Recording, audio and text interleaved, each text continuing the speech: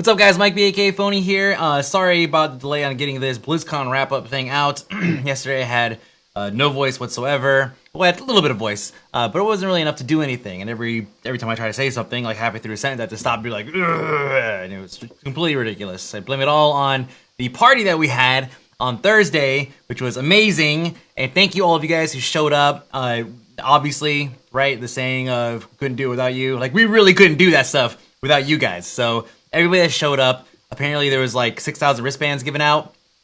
I don't believe 6,000 people showed up. That's kind of ridiculous. However, if even everybody got 2 wristbands for some reason, like if you couldn't, everybody was like, I'm undecided. I have Horde and Alliance. I want a red and a blue wristband because they were doing that there. That's still 3,000 people. So I would go ahead and say that was a success. Now, there were some other issues that happened throughout the nights. Some of them were alcohol related, but a lot of them were actually, most of them were actually not alcohol related. First, we'll start with the tech side of it. Our primary goal of being there, our reason for being there, was to help provide a better technical platform for the WoW Insider crew. Obviously, with the sponsors, Zam and Wowhead and everything, Zam squeezed us into the deal, and because obviously we have a really decent broadcasting platform. So we decided to roll with them, and this is how it became the WoW Insider, Zam, Wowhead, GBTV, WoW Interface, etc. party. It was basically the everybody cool party, as Lore put it. And when we first got there, it was like 2 o'clock, right? And they wouldn't actually even let us set up until 2 o'clock. I checked in my hotel, and I think it was like 12:45 or something. I was actually staying at the Annabelle Hotel. That way I'd have easy access to like gear and stuff should I have needed it. So we only had 3 hours to actually get ready and set everything up, which you would think that 3 hours was enough time. It totally was not enough time at all. And so we ended up having to kind of get everything set up, and we didn't even have a chance to like test stream. We didn't just have one station, we had 2 stations. One that was just broadcasting Blizz Blues through from a DVD player to a projector to a screen, so we had to set all that stuff up. We had to help coordinate where the bars were gonna go. So there was just a lot of coordination stuff going on, and 3 hours was just an inadequate amount of time in order to actually accomplish this in a way that would have made us happy. So it's like we learn from this stuff, right? Like we learn, okay, next time we need to have somebody, maybe you have somebody who's just running cameras and running audio and everything just there. Unfortunately, it's difficult, being that, usually when we go and do this kind of stuff, it's me and Gary, and that's it. I mean, if you guys remember GDC Austin, me and Gary. When we were at SOE Fanfare in Vegas, me and Gary. Now, as an example of how we learn from our mistakes and move on, this is turning into a like vlog or something. As an example of things that we learned from, when we were at SOE Fanfare, some of you guys remember looking at some of the photos and everything, and I looked like a big sweaty mess. That's because one, it was excessively humid for it being Vegas, and 2, when we got there, the case had like tweaked itself, and it twisted the actual computer case that was inside of the rack. It twisted it in such a way that it unseated a couple cars, and it caused a couple like technical issues. And then, of course, we had to work with other people for other stuff. But the computer itself was basically a mess, right? So we've learned from that, and here we are now at BlizzCon. And we actually had 2 computers in there, one as a failsafe, right? So you see, we learn from this stuff, and we make the changes necessary so that when next time we go out and do a show, we could give you guys like the best possible content you could even imagine, right? Because that's what makes stuff fun. We wanted you guys to be there for the party aspect of it, and had a couple guests, and that pretty much is the way it went down. The way that the guests were kind of lined up and everything was awkward. I mean, it was totally awkward. We had no way of saying, hey, you got to be here at this time, you got to be here at this time. Everybody was just like, they're just going to show up and whatever. So we weren't really in charge of the whole like organizing who we're interviewing and everything.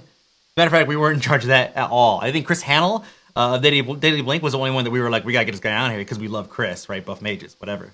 Now, of course, the icing on the cake was really meeting all of you guys. That was like the absolute best part of the whole thing.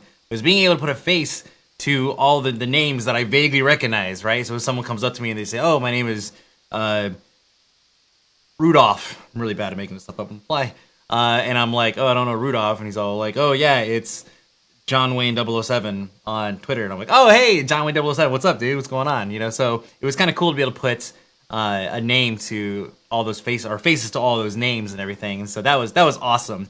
Throughout the event, we went to several parties. We ran into several people. We met up with Swifty and Athene.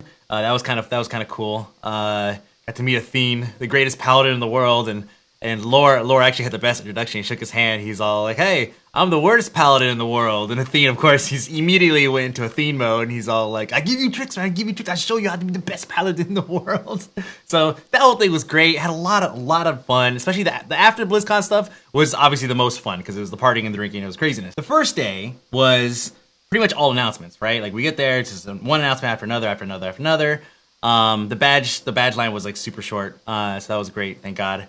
Got in, we had Mists of Pandaria, right? So the first big announcement. There's other announcements too, like there was obviously the Heart of the Swarm, right? That's coming out. Not being a big StarCraft guy, which is funny because I will watch the shit out of some finals and stuff. Like, I mean, you show me some competition stuff with like Day 9 and them like casting it, I will watch that stuff and be totally into it, like a total fanboy. It's ridiculous. Like, as a matter of fact, it's a true story, absolute true story. You could go ahead and go, "Hey, at Mumbly Toes, is Mike B bullshitting about this?" Right? The second I got home, the first thing we did was I made Jen watch the last game, MVP versus Nestea, right? I made her watch it because remember it was that 30-40 minute game or whatever. I thought it was so good. One, I had to watch it again. I couldn't wait to watch it again. And I also wanted her to see it just because she's half Korean. I figured she'd be into that kind of thing. Back to BlizzCon. Then Chris Metzen comes out and he starts talking about all of the war and all this stuff. And he's all like, "We're going to be at war. There's going to be a huge fight and all this stuff and whatever. Talk about the Horde and Alliance, right? He wants to get back to put the war back in Warcraft, right? And it's like, okay, that's cool. Kind of difficult to go from that to pandas, but he did successfully, and it was funny because I was sitting way in the back for this one, right? There was like 0 seats anywhere, even the press booth, totally empty.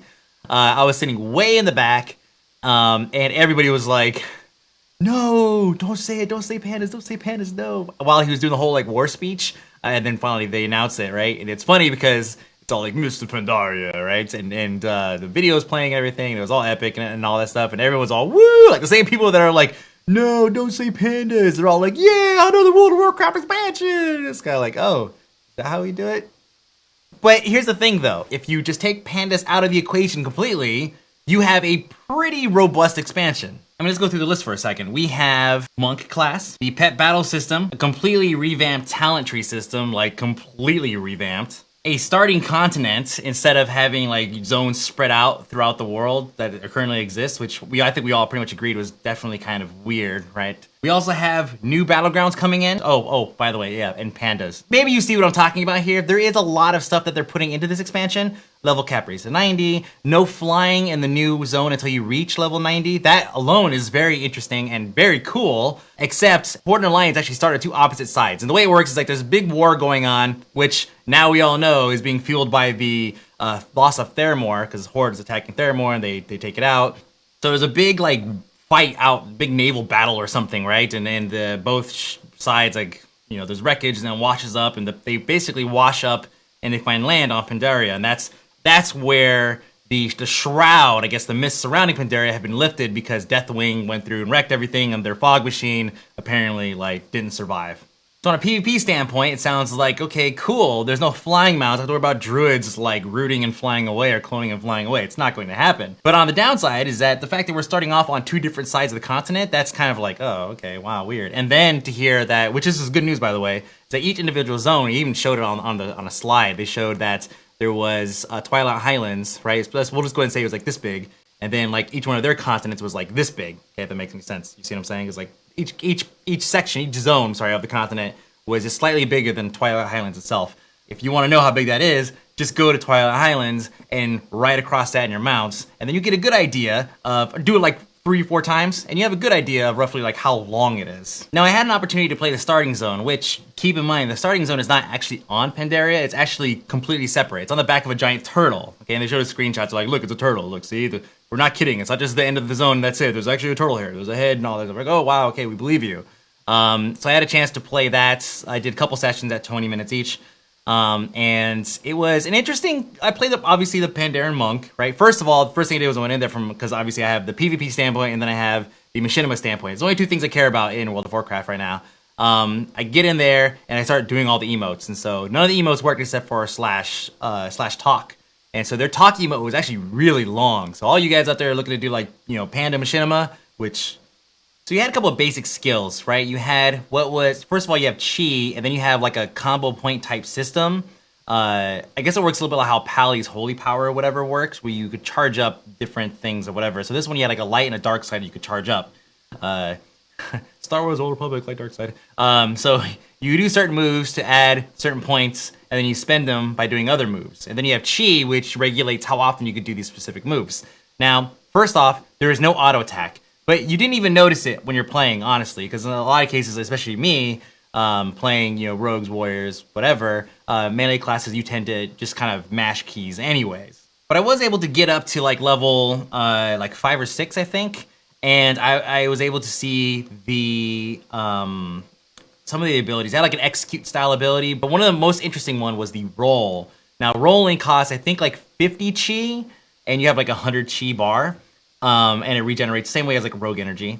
The roll effect, basically your character lunges forward into a front side roll. This is a very cool. I mean, like really, it's kind of a really cool ability because you could spam it almost. It's like you could roll twice, right, in succession, and then it'll go back up to 50, and then you can roll again, and then you could wait to 50, and then you can roll again. You see?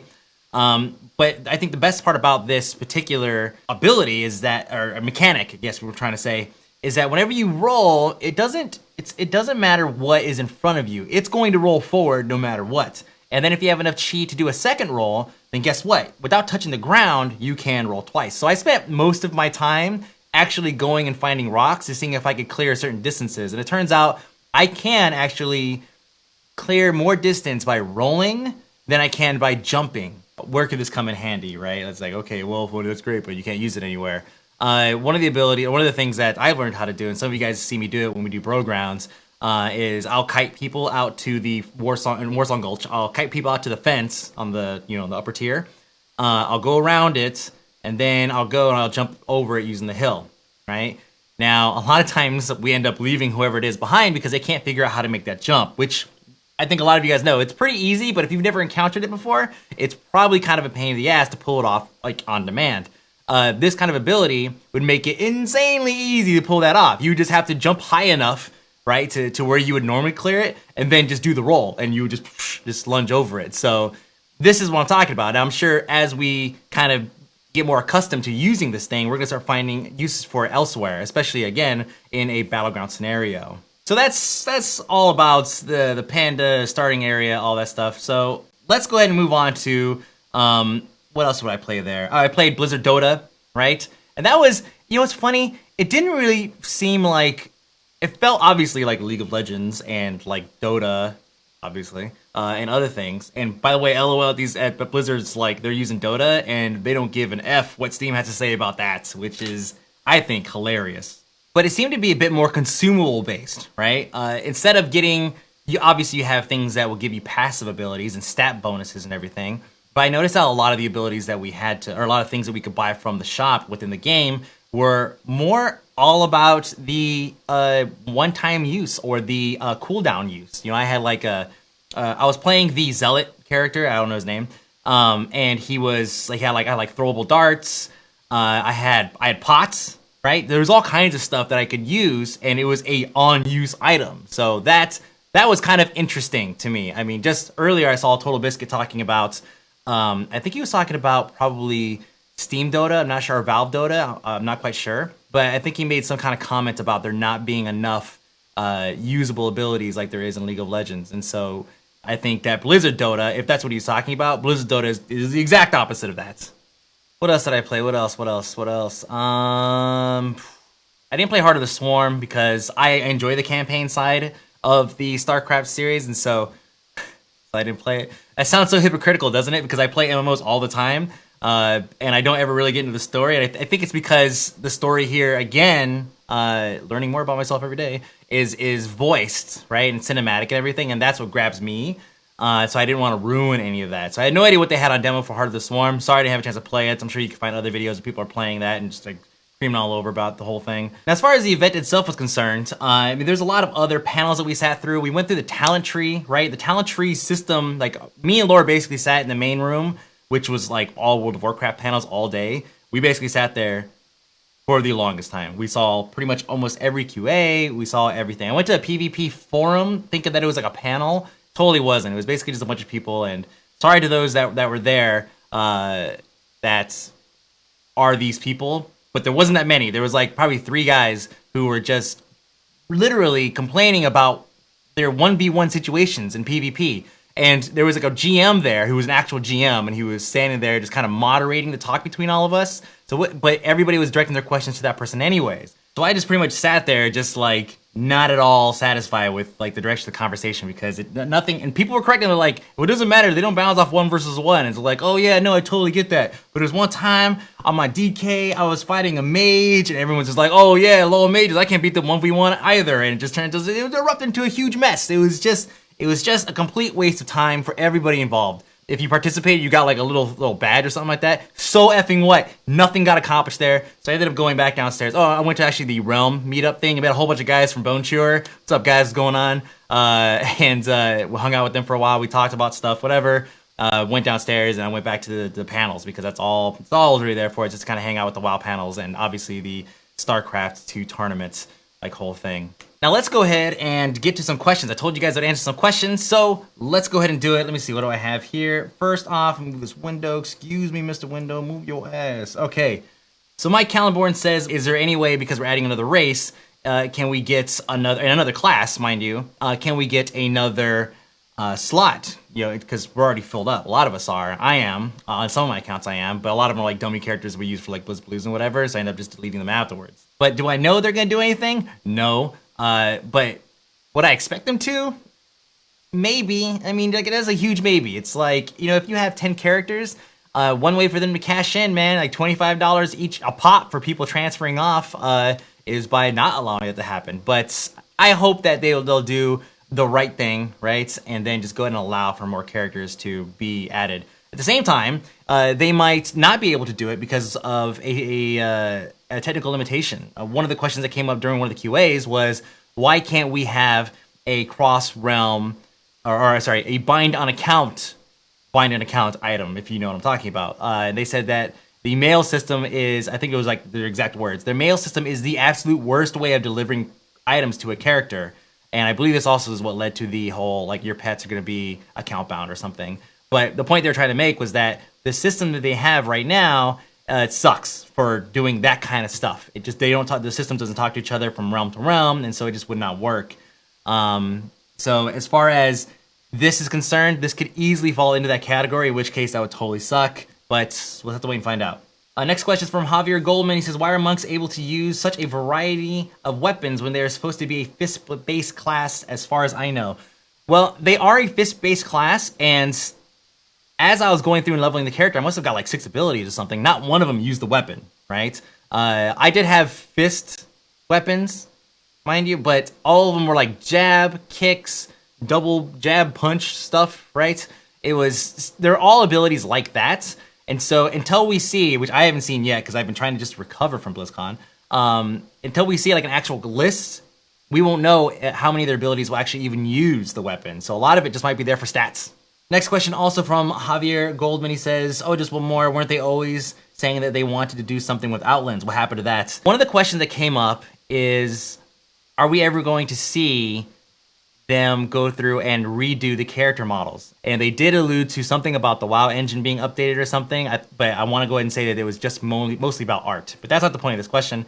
The point I'm trying to make here is that one of the things they said was, it's all about budgeting. And I think the word expensive popped up or something, and like Ghostcrawler like immediately chimed in with, well, we don't want to use the word expensive because we've gotten in trouble for using it before, or something like that. But he said it's all about budget. They don't want to allot money to do something that when it could be do something old when it could be used to do something new. And a good example of this, Cataclysm. That was a huge revamp, monster revamp. And you see how many people are talking about how the expansion had nothing or whatever. I'm sure you guys who go to the forums, you guys see people literally complaining that Cataclysm didn't bring enough, when in reality it was a complete revamp. And I think it's because people don't view these rehashes or revamps, or actual revamps, I should say, as being included in content. So they're probably going to be pretty skeptical about doing anything with Outlands, because Outlands is now old content. And so if they do something with that, people are going to be like, oh, they just went and added a couple polygons. You see what I'm saying? Next question comes from Jackson Hancock. Due to the lack of specific enemy in this expansion, unlike previous Deathwing, Arthas, Illidan, what do you think Blizzard will put out, if anything, for endgame raiders? Or do you think they'll just make something up later on down the line to suffice the raiding community? That's a really good question. I think, God, I want to say that in one of the panels, somebody actually asked something like that.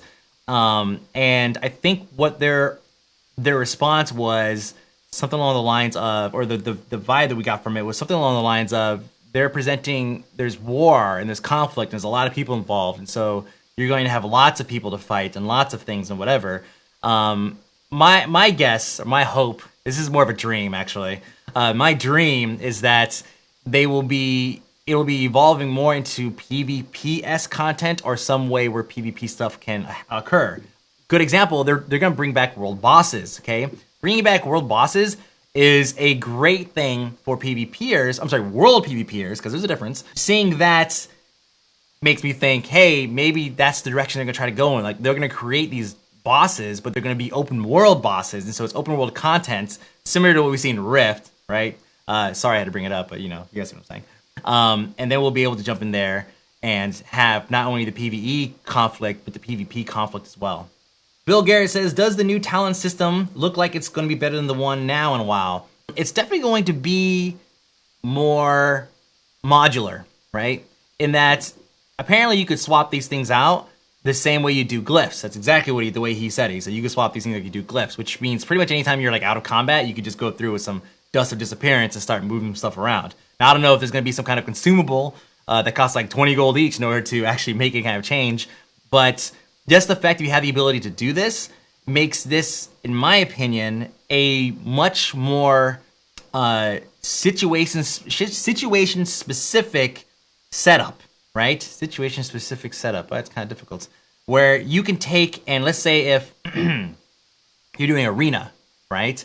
And, you might have, if you're doing threes or something, and you're like, okay, this one guy's gone, so I'm going to have this guy. Well, if I could just modify my spec a little bit, I could be a better asset to this team. Does that make sense?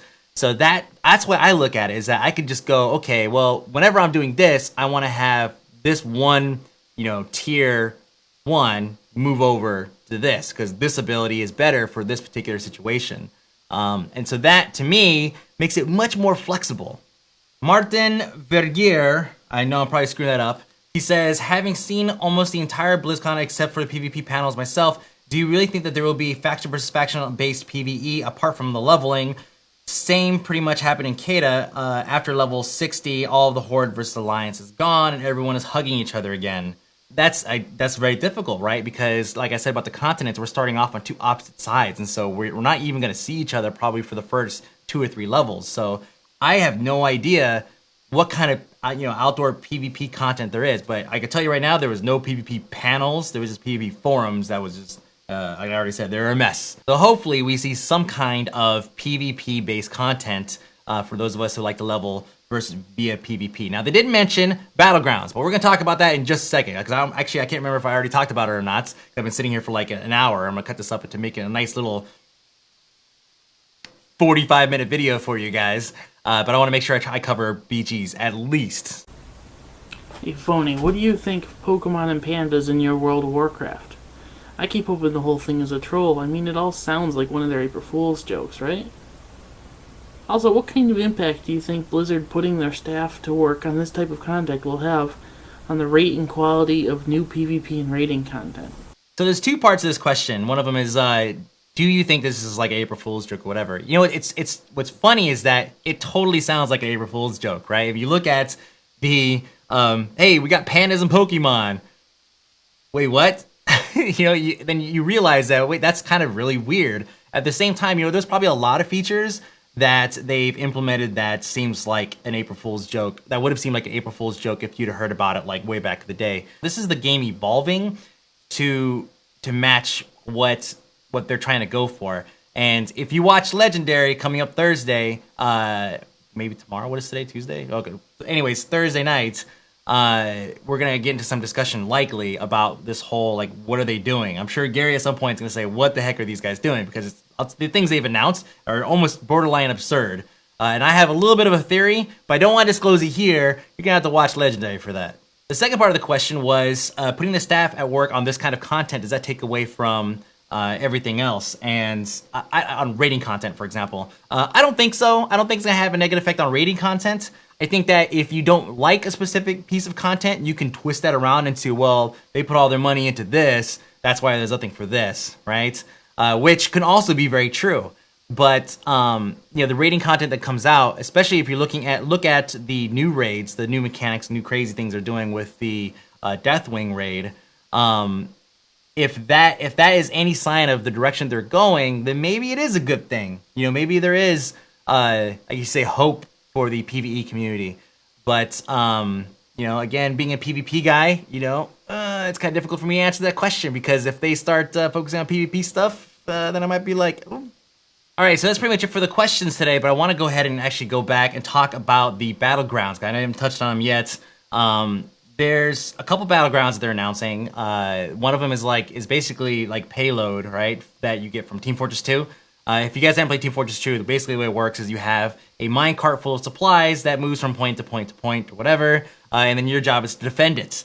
So basically it's like taking A, B, or even capture the flag, like a mix of those two, and putting it on rails where the actual node is constantly moving, and it won't move unless like X number of people are standing next to it. Does that make sense? So that alone sounds awesome. That sounds like that's great. I would love to see that in World of Warcraft. Do I care that they're ripping off the Team Fortress 2 like thing? No, because we've seen that in other games before TF2. They're not the first ones to come up with everything. They just took it and made it awesome. And so this is really just World of Warcraft taking something that's awesome and adapting it to their gameplay. And so I'm, for one, am looking forward to that one. The next one is, I don't remember what it's called, but we're going to go ahead and just call it Black Garden, because it's kind of easy to remember that way.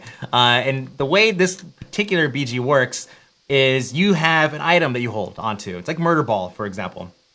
You have an item you hold onto, and then the longer you hold onto it, two things happen. You start taking damage, okay, like a dot, and your team starts gaining points. So as long as your team maintains control of this item, then your team will win, so long as they're holding onto it longer than the other team. If you've played Rift until level 15, you've played this thing at least once, I hope. And actually, I covered it back when I was doing my Rift videos. I think I pretty much said something along the lines of how awesome this gameplay style was. I thought it was cool because you can't hold it forever. It will eventually kill you because it keeps ticking off in larger ticks and larger ticks. And I don't know what kind of damage it is. I don't know if it's mitigated by anything. But I'm really curious to see how the mechanics of that is going to work out. And just overall, like how they're going to implement that and make it work for like RBGs, for example. And the very, very, very last thing before I have to take this and cut it all up for you guys is the pet battle system. I thought it was kind of interesting because it was something that I would look at and just say, I'm not really interested in Pokemon, right? But I would be interested in this because it's a unique gameplay style to this environment. And it's taking advantage of a mechanic that already exists in the game. So it's interesting to me. I'm not going to say I'm like super interested in it. I'll just say it's an interesting feature and I'd like to kind of check it out. When me and Laura were sitting there sometime during that 8-hour span of announcements, they come out and they started saying, oh, blah, blah, and the pet battle system, and they were describing it in detail, and they said that you could get your pet and you could put him into battle, and me and Laura were like, yeah, Suge Knights, poor Hound from Darnell Blues. You guys should all know that, I hope. Like, yeah, Suge Knights would be awesome. And then he was like, and then you could rename your pet. And Laura looked at me, he goes, Suge Knight. I'm like, yeah, Suge Knight, baby. So we were like getting all like excited about those elements. Customizing, you set up like teams. It's turn-based. Again, never once had an interest in Pokemon, not at all. And it was probably just because of the age, right? I wasn't that interested in it, but my brother, who's 5 years younger than me, he was into the whole thing. So I would definitely say that it was like maybe an age difference. Like when that was hot, I was in the military doing crazy things, so I didn't have time to watch Pokemon at all. Not to say that I wouldn't. I mean, I watched Ninja Turtles to death, so why wouldn't I watch another cartoon? It was just something that just really wasn't accessible to me at the time. That being said, again, I think it's hilarious and kind of genius. Again, watch Legendary tomorrow. I'll tell you why. That they are implementing this into World of Warcraft. But waiting for more details and information. They said you could customize your pets.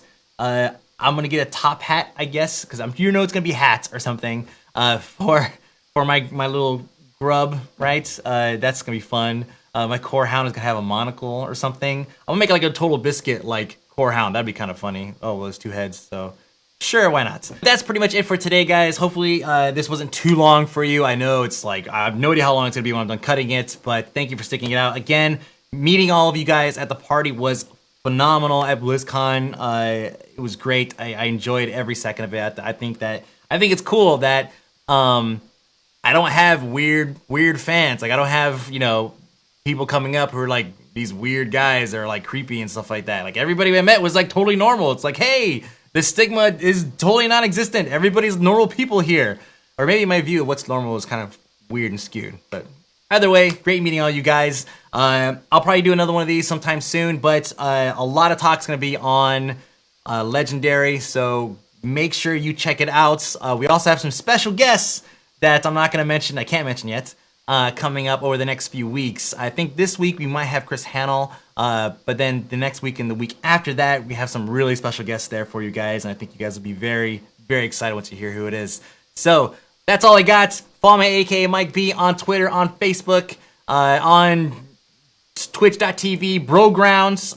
Laura hit me up with a really cool idea of something that we could do and develop in Battlegrounds. I'm not going to leak too much, but I had to level a new character for this, and so I've been busy working on that too. I have so many alts like floating around all of a sudden. It's completely ridiculous. I have Stunt Double Darnell, and then I have this other character for this other particular reason, and then I have my Tauren that I use in all the Blizz Blues episodes. I just keep giving him haircuts so that he looks totally different in different outfits. Lots of alts, man. Lots of alts. Altitis. I've gotten it by obligation. So that's pretty much it, guys. I'll see you guys later.